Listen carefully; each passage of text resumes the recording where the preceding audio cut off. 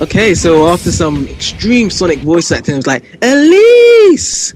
So we have gone into Flame Core with Silver trying to find Iblis. So, guys, what do you think of Flame Core? My second favorite level in the entire game, mostly because of the music, but to me the colors stood out a lot in this game. I mean, this stage, the enemies, I don't know. This stage just feels like it belongs in a Sonic game. It's the lava level.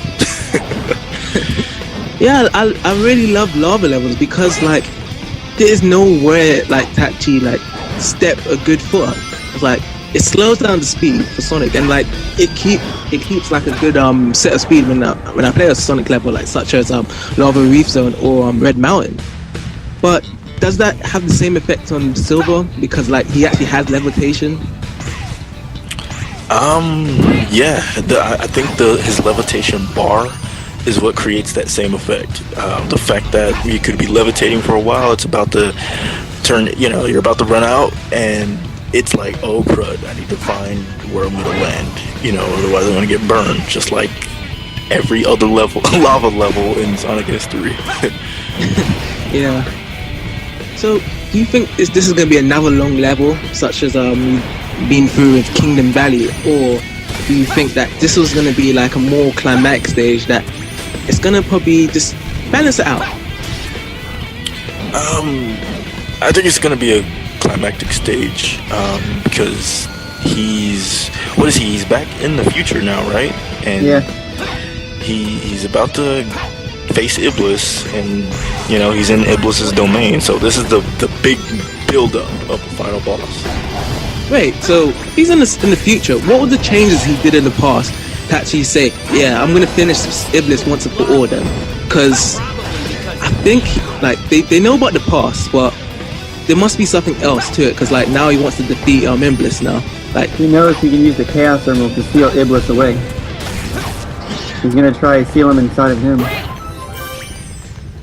So does that mean that the Chaos Emerald was still dormant in his original present, like when he was in the next dimension, I guess, when right now for him, but he never decided the idea is like he would ever use the Chaos Emeralds?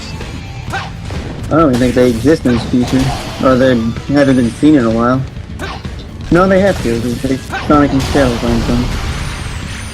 Yeah, because that was what I was thinking. Because like I don't think the Chaos Emeralds disappeared at all, but I don't think that Silver had the knowledge behind the Chaos Emeralds. Like he had no knowledge about what the Chaos Emeralds can do, so they've been pretty much dormant, and now he's finally deciding to use it. Or did he collect that Chaos Emerald from the past? Because I remember that Elisa's dad gives him a Chaos Emerald. I think wasn't Mephiles the one that kind of introduced him to Chaos Emeralds? Yeah, that was what I was thinking as well. Like Mephiles was in the present, and he should have introduced him to Chaos Emeralds a long time. And like Mephiles is pretty much been in the shadow. Like his plan in Silver's actual present was failed, right? Because like he was never together with Iblis. So he wanted to provide Silver the chance. So why he just help Silver like defeat Iblis at that time, and then like they could restart again, like Mephiles and Iblis again, or could they? Or they need Elise there, but Elise would be dead, right? Thinking about the plot, I'm thinking that Mephiles he orchestrated all this. First of all, why would Mephiles even send Silver back into the past to begin with? Because Silver caught Iblis and for Elise's father to seal him in Elise. And then, as I said earlier in a text, he also told Silver to kill Sonic because that would end up keeping her alive so he can release Iblis when he wants to, which he does at the end of the game. And does he do that so that he can become Solaris, is what I'm thinking. Yeah, Solaris. Mephiles is the mind and pretty much the body of Solaris, and then Iblis is the raw power. And then the core too, because you'll see Iblis' core when we fight Solaris. That's the part you have to hit Solaris too. That explains a lot more than I was thinking of. Yeah, really. Like, that was the... Yeah, I guess, like, I was lazy watching the cutscenes. Like, suppose if, a cutscene never really interested you. Like, it provided so much information to the game. Like, I should have been more observant. I agree, but, like, I didn't understand Silver's story that much. Like, because with the next story we play with Shadow, like, I would get to know much more because, like, come on, Shadow, voice actor. I really don't understand you, TK. You don't like that voice actor. You know what? You can't beat the original Shadow, but he's okay in this one.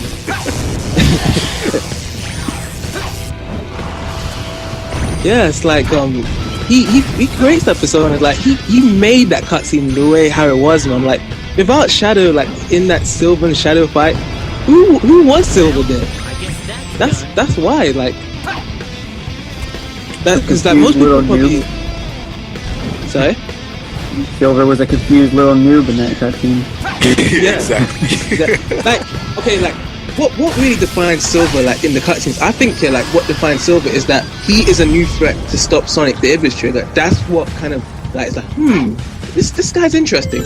Plus, he was blinded by lies, which Shadow cleared up for him after fighting him. Yeah, and then, like, after, when all that's been said, yeah, like, was anyone thinking about Silver in the last story? Like, was they thinking Silver as much as probably Sonic and Shadow in the last story? Or did they just think, like, okay, this guy's gonna just definitely turn Super Silver, because Shadow turned Super Shadow and Sonic Adventure 2 in the debut, so we gotta be excited now. Oh, yeah. He was also supposed to represent the 3 time zones, too. Silver was future, Sonic was present, Shadow was past. That makes a lot of sense, but the anticipation for Super Silver started when his picture was on the cover of the game, or on the back of the game. So I definitely see that. Yeah, because like they always have super forms for hedgehogs, and I think it's quite unfair for the other characters. Like, you know, like Tails and Knuckles had super. You might not have to not doubt yourself. Sonic, Shadow, and Silver don't really do that. Yeah. Well, the thing about like Tails and Knuckles, they have their super. I mean, Tails and Knuckles, they have their super form. It's rumored that even Amy has one, but I'm not even gonna go there. No. Well, she like carrying like shopping bags all around her. But you know, they're all there. You know, I mean, for the main cast. And I think even Blaze has a super form, right? According to she Sonic has Rush. that Blaze form. Burning Blaze. Burning Blaze. Yeah, like in Sonic Rush series, and that's what gained her popularity so strongly. I think she might be top five most popular characters, Sonic characters now, or is she like still like probably after Tails, Knuckles, and Amy? Because I think Amy might be 5th. She's definitely up there in the top tier. The thing is, though, like, I don't know, some people out there are really biased. They like Blaze, which I like her too. She's really cool, but then they turn around and they hate Cream. Interesting. Like Cream is like a very different character. Like, I don't think like Cream has that same like type of personality really, because like Blaze is one of them characters like straight up, digged up from the ground, like as a Knuckles Sonic 3 type of thing, but kind of mixed it around, like kind of changed it a bit, because like Knuckles was a very popular character, then Shadow had that type of rivalry. That's when Shadow became a very, very popular character. Now Blaze has that rivalry with Sonic in Sonic Rush, and Blaze became a popular character because of that. And Cream, she didn't have no rivalry, so why do you think that Cream should get much? Or should I say, should be more liked? Well, look at Charmy. How old is Charmy? He's 6 years old. And so is Cream. Charmy is kind of like the little boy sidekick, tag-along, screw-up of the chaotic group, so to speak. You know, he's kind of clumsy. He's just kind of happy-go-lucky. He's always happy.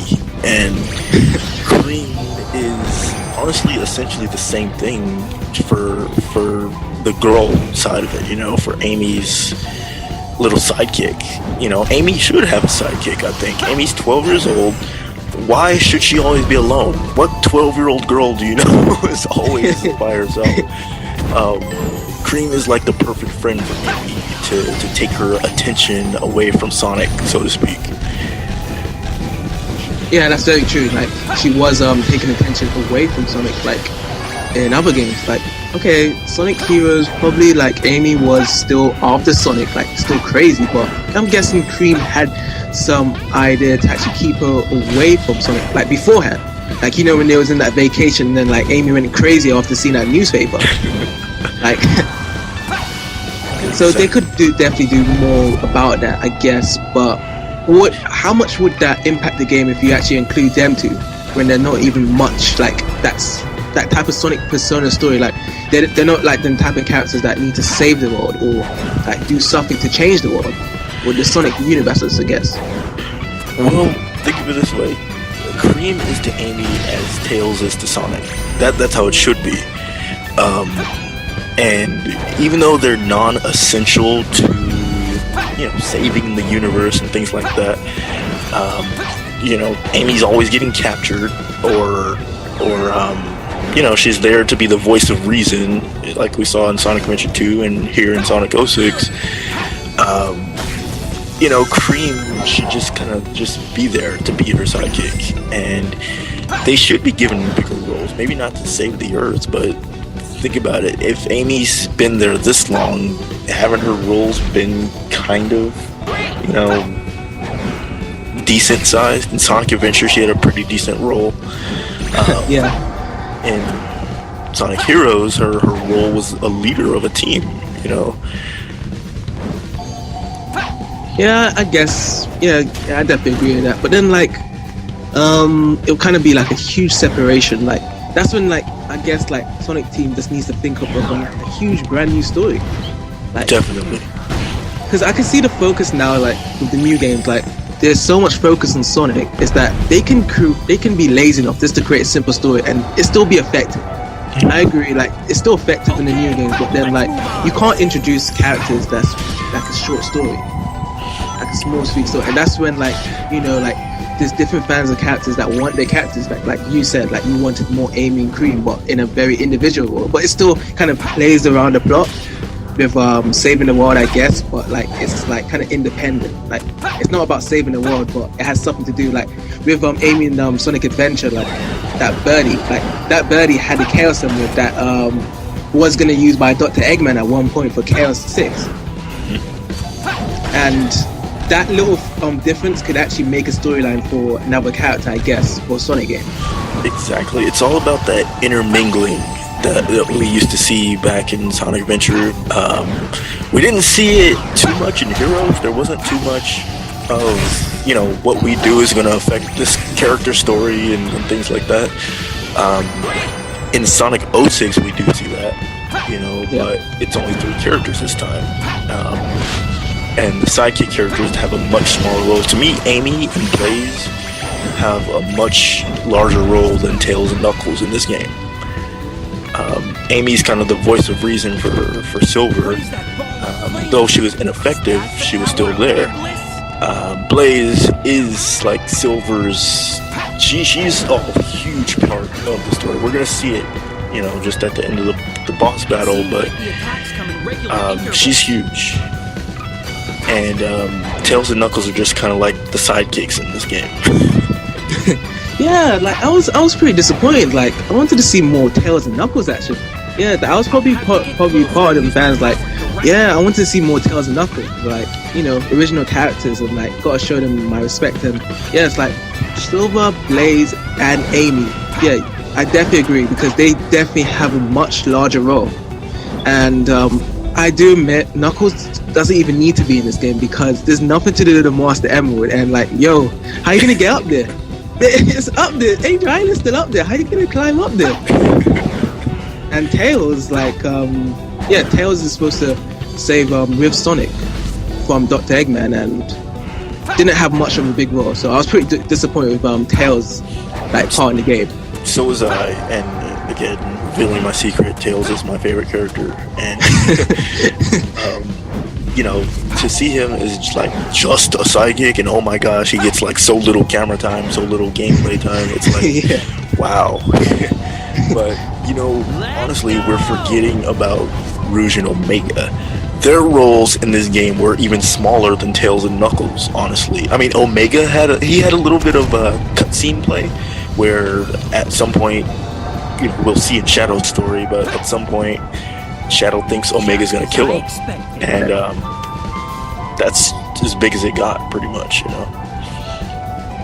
Yeah, and that I want to explain more of that in Shadow's story, because that was pretty interesting. But yeah, I think we are done with this action stage, because we just destroyed the core of Iblis, I believe. Yep. And that's pretty interesting, like a huge spherical ball that Iblis is just leaving in the pits of Flame Core. That Silver, all he had to do is just press his psychic kinesis hand onto it, and it's like, poof, gone. Perfect! I told you, Silver is powerful. Yeah, he really is, man. Well, yeah, I think cutscene again. And of course, we got another S rank. Way to go, Jim.